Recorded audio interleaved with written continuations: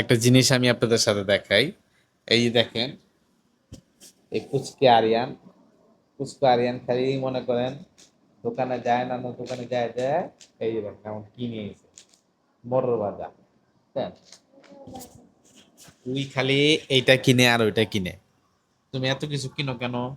আমি আমি আমি আইসক্রিম খাইতে ভালোবাসি। দূর মিয়া, আইসক্রিমও খাইছে দেখছেন একটু আগে। আই দেখেন না, বারবার গম লাগে, বারবার গম লাগে। ও গরম লাগে দেখে আইসক্রিম খাও?